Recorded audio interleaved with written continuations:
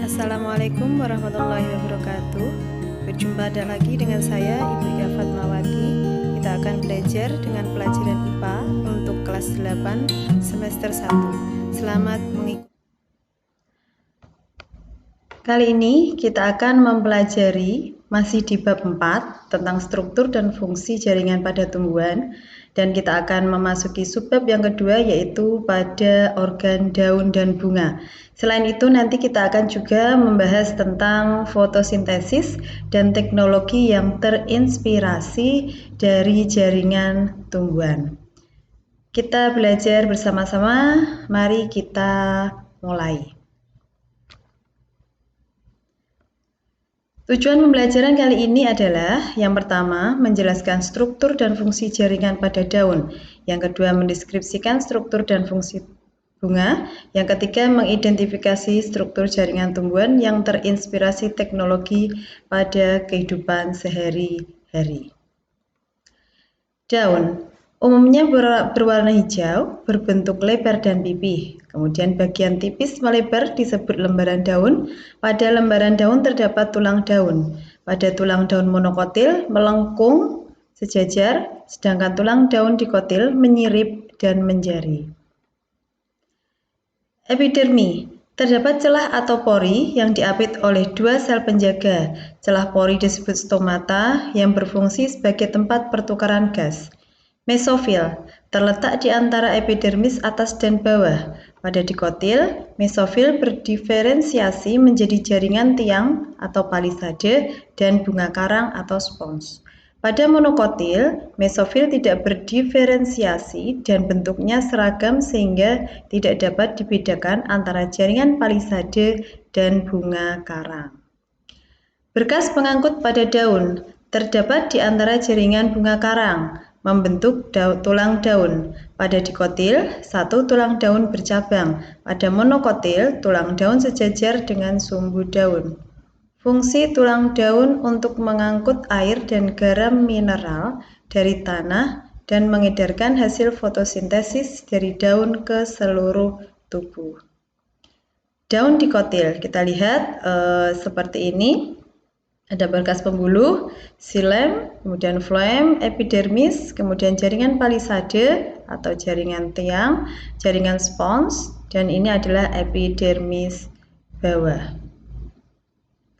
Daun monokotil seperti ini, floem dan xilemnya, kemudian ada stomata di bagian bawahnya. Bunga, organ reproduksi generatif. Struktur bunga terdiri atas kelopak, mahkota, benang sari, dan putik. Mahkota pada tumbuhan dikotil kelipatan 2, 4, 5, sedangkan mahkota pada tumbuhan monokotil kelipatan 3. Bunga, kita lihat seperti ini, ada dasar bunga, bakal biji, ada mahkota bunga, ada benang sari, kepala sari, dan tangkai sari. Kemudian ada kepala putik, ada tangkai putik, dan ada di sini ada bakal buah. Bunga lengkap, ada beberapa jenis bunga, ada bunga lengkap, bunga tidak lengkap, bunga telanjang, bunga betina, bunga jantan, dan bunga hermafrodit. Kelopak berfungsi sebagai hiasan bunga di lingkaran bunga, umumnya berwarna hijau, melindungi kuncup bunga seperti selubung. Helaian penyusun kelopak disebut sepal. Mahkota bunga atau korola, hiasan bunga di lingkaran dalam, bentuk dan warna beraneka ragam, berfungsi menarik serangga untuk penyerbukan. Helaian penyusun mahkota disebut dengan petal. Alat kelamin jantan pada bunga adalah benang sari atau stamen, terletak di lapisan setelah mahkota bunga. Stamen terdiri atas kepala sari dan tangkai sari. Dalam kepala sari terdapat satu atau lebih ruang sari atau TK, yang merupakan tempat terbentuknya serbuk sari atau polen. Serbuk sari adalah gamet jantan. Alat kelamin betina tersusun atas satu atau lebih daun buah terdiri atas bakal buah atau ovarium, tempat terdapatnya sel telur, dan tangkai putik atau stilus, saluran untuk dilalui serbuk sari saat pembuahan dan penyokong kepala putik. Kepala putik atau stigma adalah tempat melekatnya serbuk sari saat penyerbukan. Penyerbukan merupakan peristiwa jatuhnya benang sari di atas kepala putik, yang kemudian dilanjutkan dengan pembuahan. Pembuahan merupakan peleburan sel kelamin jantan dan sel telur. Bakal buah akan berkembang menjadi buah, bakal biji berkembang menjadi biji, kemudian tumbuh menjadi tumbuhan baru. Kita akan lanjutkan tentang transportasi pada tumbuhan. Transportasi ekstravaskular, pengangkutan tanpa melalui xilem, berjalan dari sel ke sel secara horizontal. Di dalam akar, pengangkutan terjadi dari bulu akar, epidermis, korteks, kemudian dilanjutkan ke endodermis, silinder pusat, dan xilem. Pergerakan air dan garam mineral melalui ruang antar sel disebut apoplas. Pergerakan air, garam, dan mineral melewati sel-sel akar melalui plasmodesmata disebut simplas. Seperti ini sistem transportasi ekstravaskuler yang terjadi secara apoplas dan simplas. Transportasi ekstravaskuler selanjutnya merupakan pengangkutan yang terjadi di xilem. Pengangkutan intravaskuler terjadi setelah pengangkutan ekstravaskuler. Dipengaruhi oleh beberapa faktor, yakni tekanan akar, kapilaritas, dan daya hisap daun. Tekanan akar, transportasi ekstravaskuler terjadi secara osmosis, yakni gerakan air dari larutan encer ke larutan pekat melalui membran semi-permeabel. Air dapat masuk ke sel akar karena cairan selnya lebih pekat daripada cairan di luar sel. Selanjutnya, cairan sel menjadi lebih encer dari sel-sel di sekitarnya sehingga cairan sel dapat pindah ke sel lain. Pergerakan dari sel ke sel lain menimbulkan gaya dorong akar atau gaya tekan akar. Gaya ini yang mendorong air masuk ke dalam xilem. Kapilaritas, xilem tersusun atas deretan sel mati yang membentuk pipa-pipa kapiler. Air dapat mengalir dari naik masuk ke daun karena adanya gaya kapilaritas xilem.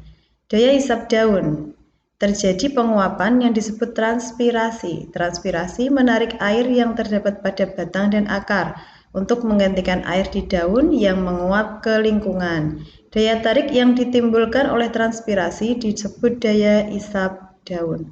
Semakin besar transpirasi, semakin besar daya hisap daun, sehingga semakin banyak air yang naik dari akar ke daun.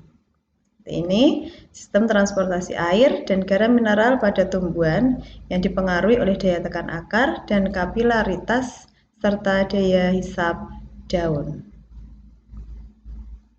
Respirasi tumbuhan meliputi dua tahap, yaitu pertukaran gas dan respirasi sel.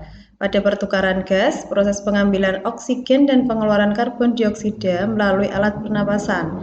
Sedangkan proses respirasi sel, yaitu penguraian senyawa kompleks menjadi senyawa lebih sederhana dengan membebaskan energi, terjadi di mitokondria. Senyawa kompleksnya bisa karbohidrat, lemak, dan protein. Hasil dari respirasi digunakan untuk aktivitas metabolisme. Alat respirasi tumbuhan, ada stomata. Yang membuka, menutupnya stomata dipengaruhi oleh kandungan air dan ion kalium pada sel penjaga.